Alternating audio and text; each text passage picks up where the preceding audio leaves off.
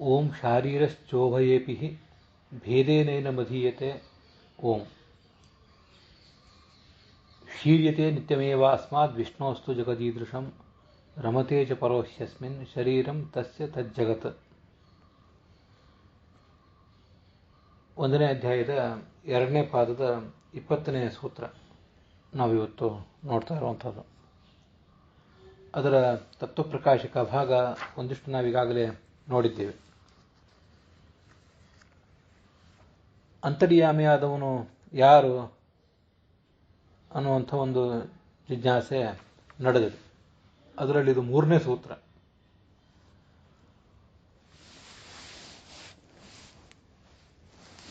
ಒಂದು ವಿಶೇಷ ಯುಕ್ತಿಯನ್ನು ಈ ಸೂತ್ರದಲ್ಲಿ ತೋರಿಸಿ ಜೀವ ಅಂತರ್ಯಾಮಿ ಅಲ್ಲ ಅನ್ನೋದನ್ನು ಹೇಳ್ತಾ ಇದ್ದಾರೆ ಈ ಶಾರೀರಶ್ಚ ಅನ್ನೋ ಸೂತ್ರದಲ್ಲಿ. ಶುಕ್ಲಯಜುರ್ವೇದದ ಕಾಣ್ವ ಪಾಠ, ಹಾಗೆ ಅದೇ ಶುಕ್ಲಯಜುರ್ವೇದದ ಮಾಧ್ಯಂಧಿನ ಪಾಠ, ಅವರು ಇಬ್ಬರೂ ಶಾಖೆಯವರು ಕೂಡ ಅಪೌರುಷೇಯವಾದ ವೇದವನ್ನು ಹೀಗೆ ಅರ್ಥಾನುಸಂಧಾನಪೂರ್ವಕವಾಗಿ ಹೇಳ್ತಾ ಬಂದಿದ್ದಾರೆ. ಒಬ್ಬರು ಆತ್ಮನಃ ಆತ್ಮನಿ ತಿಷ್ಠನ್ ಅಂತ ಹೇಳಿದರೆ, ಇನ್ನೊಬ್ಬರು ವಿಜ್ಞಾನೇ ತಿಷ್ಠನ್ ಅಂತ ಹೀಗೆ ಹೇಳ್ತಾರೆ. ಅಲ್ಲಿ ಯಹ ಆತ್ಮನಿ ತಿಷ್ಠನ್ ಆತ್ಮನಃ ಅಂತರಃ ಅಂದರೆ ಅಂತರ ಅಂದರೆ ಭಿನ್ನ ಅಂತ ಹೀಗರ್ಥ.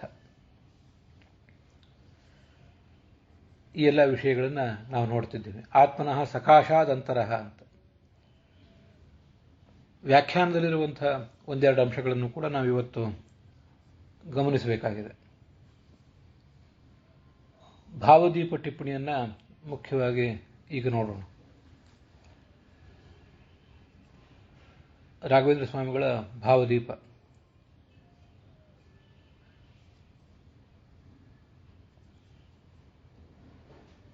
ತೇನ ನ ಪೌನರುಕ್ತಿಮಿತಿ ಭಾವ ಆರಂಭದಲ್ಲೇ ಹೇಳ್ತಾರೆ ಅವರು ರಾಘವೇಂದ್ರ ಸ್ವಾಮಿಗಳು. ಈ ಸೂತ್ರವನ್ನು ಹೇಳಿದ್ರಿಂದ ಪೌನರುಕ್ತಿ ಏನೂ ಬರಲಿಲ್ಲ, ಪುನರುಕ್ತಿ ದೋಷವೇನೂ ಇಲ್ಲ. ಯಾಕೆಂದರೆ ಇಲ್ಲೊಂದು ವಿಶೇಷ ಯುಕ್ತಿಯನ್ನು ತೋರಿಸ್ತಾರೆ. ವಿಶೇಷ ಯುಕ್ತಿಯ ನಿರಾಕರಣಂ ಯೋಗಿ ಜೀವಸ್ಯ ಅಂತರ್ಯಾಮಿ ಶಂಖಾ ನಿರಾಸಾರ್ಥಂ ಇತ್ಯುಕ್ತಂ ತತ್ವಪ್ರದೀಪೆ. ತತ್ವಪ್ರದೀಪದಲ್ಲಿರುವ ಬಂದಿರುವಂಥ ಒಂದು ಸಂಗತಿಯನ್ನು ರಾಘವೇಂದ್ರ ಸ್ವಾಮಿಗಳಲ್ಲಿ ಉದ್ಧರಿಸ್ತಾರೆ. ತತ್ವಪ್ರದೀಪವನ್ನು ನಾವು ಪ್ರತ್ಯೇಕವಾಗಿ ಮುಂದೆ ನೋಡೋರಿದ್ದೇವೆ. ಆದರೂ ಈಗಲೇ ರಾಘವೇಂದ್ರ ಸ್ವಾಮಿಗಳು ತತ್ವಪ್ರದೀಪದಲ್ಲಿ ಬಂದಿರುವ ಒಂದು ಸಂಗತಿಯನ್ನು ಹೇಳೋದರಿಂದ ಈಗಲೇ ಆ ತತ್ವಪ್ರದೀಪದ ಭಾಗವನ್ನು ನೋಡೋಣ. ಮೊದಲೊಂದು ವಾಕ್ಯವನ್ನು, ಅಥಧರ್ಮಾಪಿ ಲಾಪಾದೇವ ತತ್ತಜ್ಜೀವ ಆಶಂಕಾಯಾಂ ನಿರಸ್ತಾಯಾಂ ಯೋಗಿ ಜೀವಂ ಅಂತರ್ಯಾಮಿಣಂ ಆಶಂಕ್ಯಮಾನಂ ವಿಶೇಷಯುಕ್ತ ನಿರಾಕರೋತಿ ಅಂತ ತತ್ವಪ್ರದೀಪದ ವಾಕ್ಯ. ಹಿಂದಿನ ಸೂತ್ರದಲ್ಲಿ ಅಥಧರ್ಮಾಭಿಲಾಪಾದೇವ ಅನ್ನೋ ಸೂತ್ರ, ನಚಸ್ಮಾರ್ಥಂ ಅಥಧರ್ಮಾಭಿಲಾಪಾದೇವ ಅಂತ ಸೂತ್ರ, ಅಥಧರ್ಮಾಭಿಲಾಪಾತ್ ಅಂತ ಸೂತ್ರ. ಆ ಸೂತ್ರದ ಮೂಲಕ ಆ ಯುಕ್ತಿಯಿಂದ, ಅಥಧರ್ಮಾಭಿಲಾಪ ಎಂಬ ಯುಕ್ತಿಯಿಂದಲೇ ಆಯಾ ಜೀವರು ಅಂತರ್ಯಾಮಿ ಆಗಿರಬಹುದಲ್ಲ ಅನ್ನುವ ಶಂಕೆಗೆ ಉತ್ತರ ಕೊಟ್ಟಾಗಿದೆ. ತತ್ತಜ್ಜೀವಾಶಂಕಾಯಾಮ್, ಜೀವರ ಕುರಿತಾದ ಆಶಂಕ ಅದು ನಿರಸ್ತ ಆಗಿ ಹೋಗಿದೆ. ಮತ್ತೀಗ ಇಲ್ಲಿ ಏನು ಮಾಡ್ತಿದ್ದಾರೆ ಅಂದರೆ, ಯೋಗಿ ಜೀವ, ಅದೇ ಈ ಚತುರ್ಮುಖ ಬ್ರಹ್ಮ ಅನ್ನುವ ಒಬ್ಬ ಜೀವ ಮತ್ತು ಉಳಿದ ಸಾಮಾನ್ಯ ಜೀವರು ಅಂತ ನಾವು ಬೇರೆ ಬೇರೆ ಅರ್ಥಗಳನ್ನು ನೋಡಿದ್ದೀವಿ. ತ್ರಿವಿಕ್ರಮ ಪಂಡಿತರು ಹೇಳುವಂತೆ ಯೋಗಿಯಾದ ಒಬ್ಬ ಜೀವ ಅವನು ಅಂತರ್ಯಾಮಿ ಆಗಿರಬಹುದಲ್ಲ ಅನ್ನೋ ಒಂದು ಶಂಕೆ, ಅದನ್ನು ವಿಶೇಷ ಯುಕ್ತಿಯಿಂದ ನಿರಾಕರಿಸ್ತಿದ್ದಾರೆ. ಆದ್ದರಿಂದಲೇ ಇಲ್ಲಿ ಮುಂದೆ ಈ ಆತ್ಮ ಮತ್ತು ವಿಜ್ಞಾನ ಎಂಬ ಶಬ್ದಕ್ಕೆ ನಾವು ಚತುರ್ಮುಖ ಬ್ರಹ್ಮ ಅಂತ ಅರ್ಥ ಮಾಡಿದ್ವಲ್ಲ, ಜೀವ ಅಂತನೂ ಒಂದು ಪ್ರಶ್ನೆ ಅರ್ಥ ಇದ್ದೇ ಇದೆ. ಆ ಜೀವ ಅಂದರೆ ಯಾವ ಜೀವ ಅವನು ಅಂದರೆ, ಜೀವೋತ್ತಮನಾದ ಜೀವನಾದ ಚತುರ್ಮುಖ ಬ್ರಹ್ಮ ಎಂಬ ಜೀವ, ಅವನೇ ಯೋಗಿ ಜೀವ. ಅವನೇ ವಿಜ್ಞಾನದ ಅಭಿಮಾನಿಯೂ ಹೌದು, ಹಾಗೆ ಎಲ್ಲ ಜೀವರ ಅಭಿಮಾನಿಯೂ ಕೂಡ ಹೌದು. ಆದ್ದರಿಂದ ಜೀವೋತ್ತಮ. ಈಗ ಯೋಗಿ ಜೀವ ಅಂತರ್ಯಾಮಿ ಆಗಿರಬಹುದಲ್ವಾ ಅನ್ನುವ ಶಂಕೆಗೆ ಇಲ್ಲಿ ಉತ್ತರ ಕೊಡ್ತಿದ್ದಾರೆ.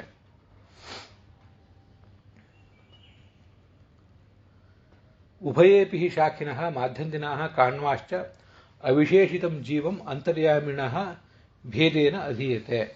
ನಾನು ಈಗ ತತ್ವಪ್ರದೀಪದ ವಾಕ್ಯನೇ ನೋಡ್ತಾ ಇದ್ದೀನಿ. ಎರಡೂ ಶಾಖೆಯವರು ಕೂಡ, ಮಾಧ್ಯಂಜನರು ಮತ್ತು ಕಾಣ್ವರಿಬ್ಬರು ಕೂಡ ಅವಿಶೇಷಿತಂ ಜೀವಂ, ಅಲ್ಲಿ ಆತ್ಮ ಅಂತ ಬಂದಿದೆ, ಒಂದು ಕಡೆ ವಿಜ್ಞಾನ ಅಂತ ಬಂದಿದೆ. ಅಲ್ಲಿ ವಿಶೇಷಣ ಏನೂ ಇಲ್ಲ, ಯಾವ ಜೀವ ಅಂತ ಹೀಗೇನು ಬಂದಿಲ್ಲ. ಆದರೆ ಹಾಗೆ ಅರ್ಥ ತಿಳ್ಕೋಬೇಕು, ಚತುರ್ಮುಖ ಬ್ರಹ್ಮ ಅಂತ ಅರ್ಥ. ಅವಿಶೇಷಿತಂ, ಯಾವುದೇ ವಿಶೇಷಣ ರಹಿತನಾದ ಜೀವನನ್ನ ಅಂತರ್ಯಾಮಿಯಾದ ತತ್ವಕ್ಕಿಂತ ಭೇದಪೂರ್ವಕವಾಗಿಯೇ ಅಧ್ಯಯನ ಮಾಡ್ತಾ ಬಂದಿದ್ದಾರೆ. ವೇದವನ್ನು ಪಾರಾಯಣ ಮಾಡ್ತಾರೆ, ಹಾಗೆ ವೇದಕ್ಕೆ ಅರ್ಥಗಳನ್ನು ತಿಳಿತಾ ಬಂದಿದ್ದಾರೆ, ಮತ್ತೆ ಪ್ರವಚನ ಮಾಡ್ತಾ ಬಂದಿದ್ದಾರೆ. ಹೀಗಾದ್ರ ಅರ್ಥ. ಚಕಾರ ಯಸ್ ತೇಜಸಿ ತಿಷ್ಠನ್ ಯಹ ತೇಜಸಃ ಯಹ ತಮಸಿ ತಿಷ್ಠನ್ ಇತ್ಯಾದಿ. ಅದನ್ನ ಒಂದ್ಸಲ ಪೂರ್ಣವಾಗಿ ನೋಡೇ ಬಿಡೋಣ. ತತ್ವಪ್ರದೀಪದಲ್ಲಿ 2-3 ವಾಕ್ಯ ಮಾತ್ರ ಇರೋದ್ರಿಂದ ಅದನ್ನ ನೋಡೇ ಬಿಡೋಣ ಅಷ್ಟೇ. ಆಯಿತು. ಶಾರೀರಶ್ಚ ಅಂತ ಹೀಗಿದೆಯಲ್ಲ, ಅಲ್ಲಿ ಆ ಚಕಾರದಿಂದ ಏನನ್ನು ತಿಳ್ಕೊಳ್ಬೇಕು ಅಂದರೆ ಅದನ್ನ ತಿಳಿಸ್ತಾರೆ. ಎಸ್ ತೇಜಸಿ ತಿಷ್ಠನ್ ಎಸ್ ತಮಸಿ ತಿಷ್ಠನ್ ಅಂತ 2 ವಾಕ್ಯಗಳಿವೆ ಆ ಬೃಹದಾರಣ್ಯಕ ಉಪನಿಷತ್ತಿನಲ್ಲಿ. ನಾವು ಆಗಾಗಲೇ ನೋಡಿದಂತೆ ತೇಜಸ್ ಅಂದರೆ ತೇಜೋಭಿಮಾನಿಯಾದ ಶ್ರೀ, ತೇಜೋಭಿಮಾನಿ ಶ್ರೀಶ್ಚ ವಾಯುಸ್ತು ಅವಭಿಮಾನವಾನ್ ಅನ್ನಾಭಿಮಾನಿ ರುದ್ರಶ್ಚ ತಿಸ್ರಹತಾಹ ದೇವತಾಹ ಪುರಾ ಅಂತ ಛಾಂದೋಗ್ಯ ಉಪನಿಷತ್ ಭಾಷ್ಯದಲ್ಲಿದೆ. ಪೃಥ್ವಿ, ಅಪು, ತೇಜಸ್ಸು, ವಾಯು, ಆಕಾಶ 5 ಮಹಾಭೂತಗಳಿಂದ ಈ ಜಗತ್ತು, ನಾವು ನೋಡುವ ಸ್ಥೂಲ ಜಗತ್ತೆಲ್ಲ ಹುಟ್ಟಿದೆ. ಅದರಲ್ಲೂ ಮುಖ್ಯವಾಗಿ ಅನ್ನ ಅಂದರೆ ಪೃಥ್ವಿ ಅಭಿಮಾನಿ ರುದ್ರ, ನೀರಿನ ಅಭಿಮಾನಿ ಜಲ,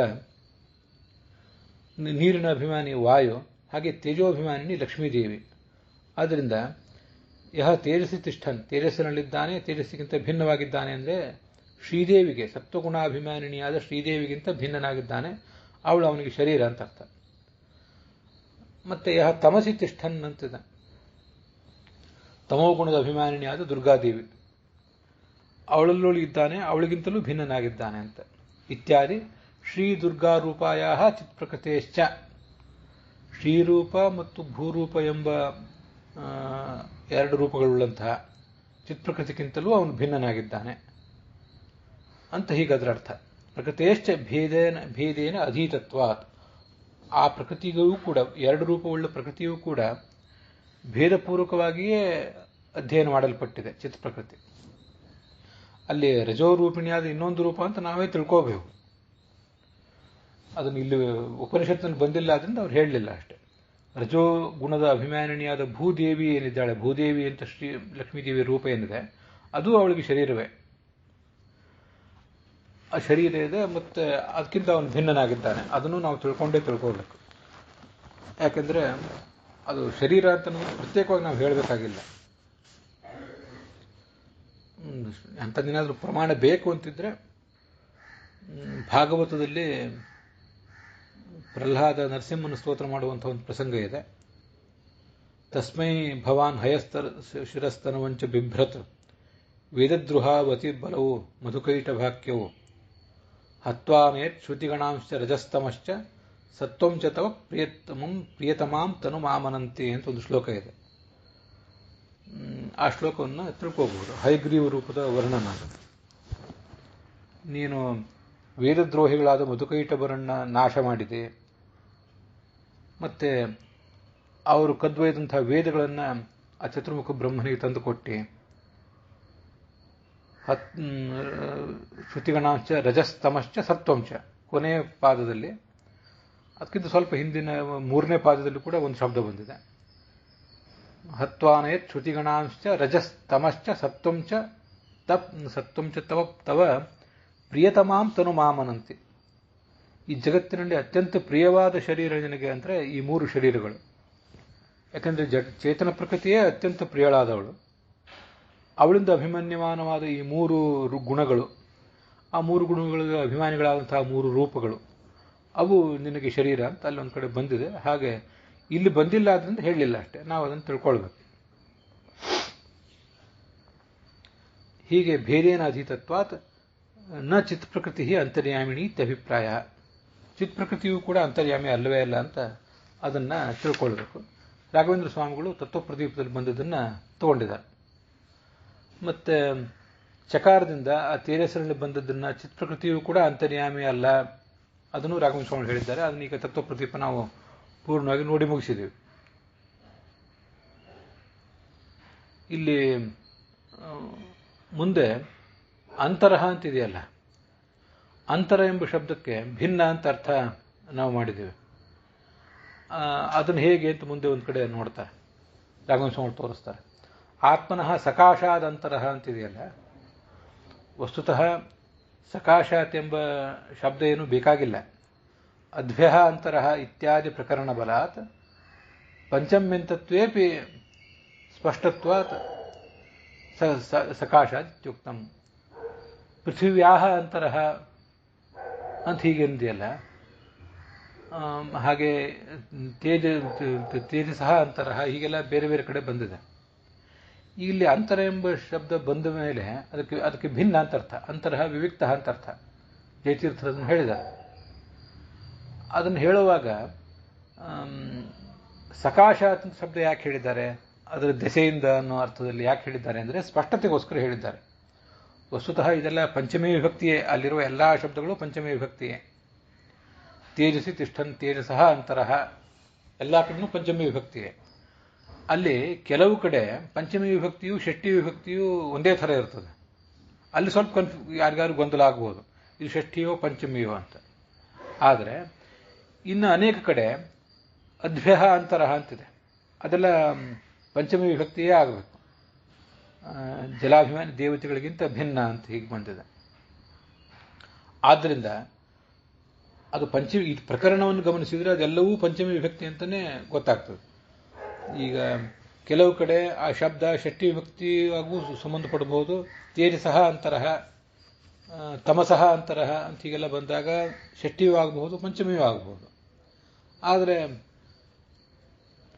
ಅದ್ಭ್ಯ ಇತ್ಯಾದಿ ಶಬ್ದಗಳನ್ನು ಗಮನಿಸಿದರೆ, ಸರ್ವೇಭ್ಯೋ ಭೂತೇಭ್ಯ ಅಂತರಹ ಇತ್ಯಾದಿ ಶಬ್ದಗಳನ್ನು ಗಮನಿಸಿದರೆ ಅದಕ್ಕೆ ಇತ್ಯಾದಿ ಪ್ರಕರಣ ಬಲ ಅಂತ ಹೇಳಿರೋದು. ಪಂಚಮಿ ವಿಭಕ್ತಿಯೇ ಅಲ್ಲಿರೋದು. ಅದನ್ನು ನೋಡಿದರೆ ನಮಗೆ ಅದಕ್ಕಿಂತ ಭಿನ್ನ ಅಂತ ತಾನಾಗೇ ಗೊತ್ತಾಗ್ತದೆ. ಆದರೂ ಸ್ಪಷ್ಟತೆಯ ದೃಷ್ಟಿಯಿಂದ ಸಕಾಶಾತ್ ಅಂತ ಜಯತೀರ್ಥರು ಹೇಳಿದ್ದಾರೆ ಅಂತ ರಾಘವೇಂದ್ರ ಸ್ವಾಮಿಗಳು ತಿಳಿಸ್ತಾ ಇದ್ದಾರೆ. ಈ ಪ್ರಕರಣದಲ್ಲಿ ಅಂತರ್ಯಾಮಿ ಪ್ರಕರಣದಲ್ಲಿ ವಿಷ್ಣುವನ್ನೇ ಮುಖ್ಯ ಅಂತರ್ಯಾಮಿ, ಎಲ್ಲರನ್ನೂ ನಿಯಮಿಸುವವನು ಅವನೇ. ಆದ್ದರಿಂದ ಅವನನ್ನೇ ಮುಖ್ಯವಾಗಿ ಅಂತರ್ಯಾಮಿ ಶಬ್ದದಿಂದ ವಾಚ್ಯ ಅಂತ ನಾವು ಹೇಳ್ತೇವೆ. ಮತ್ತೆ ಉಳಿದವರು ಲಕ್ಷ್ಮೀದೇವಿ ಮೊದಲಾದವರು ಕೂಡ ನಮಗೆ ಅಂತರ್ಯಾಮಿ ಆಗೇ ಇದ್ದಾರೆ. ನಮಗೆ ಮುಖ್ಯ ಪ್ರಾಣ, ಆ ಮುಖ್ಯ ಪ್ರಾಣನೊಳಗೆ ಲಕ್ಷ್ಮೀದೇವಿ ಅಂತರ್ಯಾಮಿನಿಯಾಗಿ ಇದ್ದೇ ಇದ್ದಾರೆ.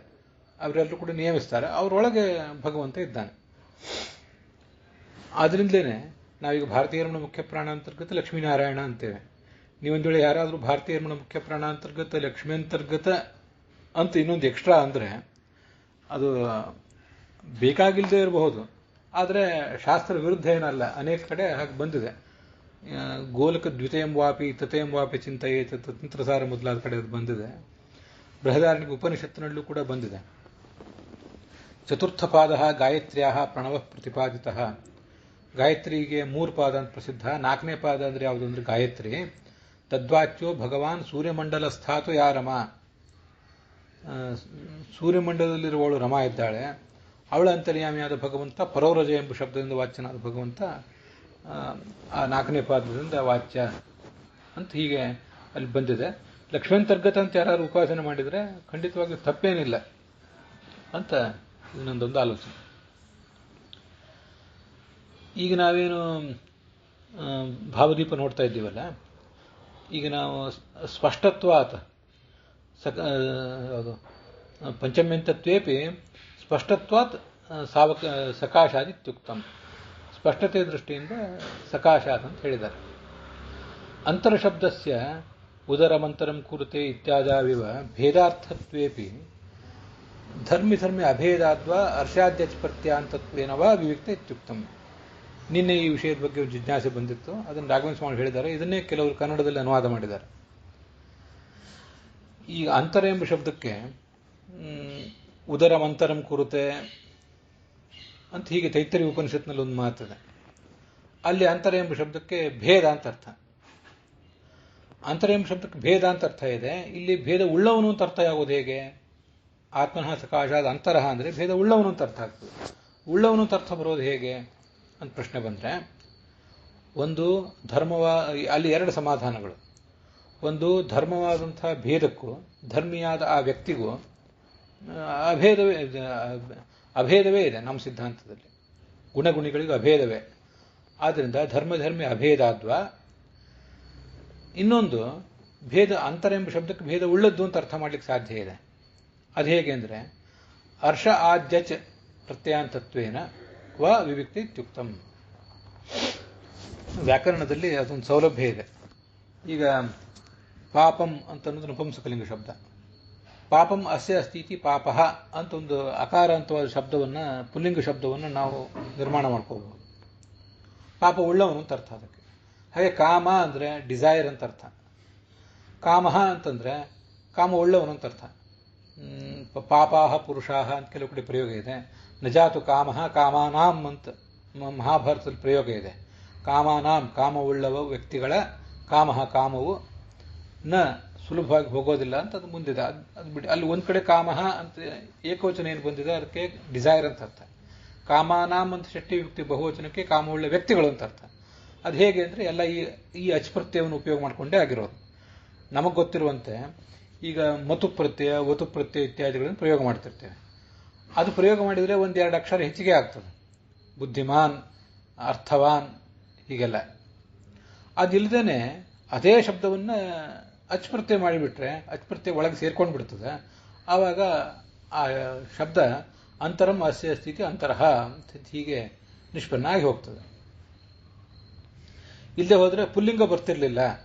ಅಂದರೆ ಅಂತರಂ ಎಂಬ ಶಬ್ದಕ್ಕೆ ಭೇದ ಅಂತ ಅರ್ಥ ಇದೆ, ನಪುಂಸಕಲಿಂಗ ಆಗ್ತದದು. ಪುಲ್ಲಿಂಗ ಹೇಗೆ ಬರೋದು ಅಂತ ಸಮಸ್ಯೆ ಬರ್ತಿತ್ತು. ಈಗ ಅರ್ಷಾದೇಶ ಪ್ರತ್ಯಯವನ್ನು ಮಾಡಿರೋದ್ರಿಂದ ನಮಗೆ ಆ ಸಮಸ್ಯೆ ಪರಿಹಾರ ಕಾಣ್ತದೆ ಅಂತ ಅದರ ತಾತ್ಪರ್ಯ.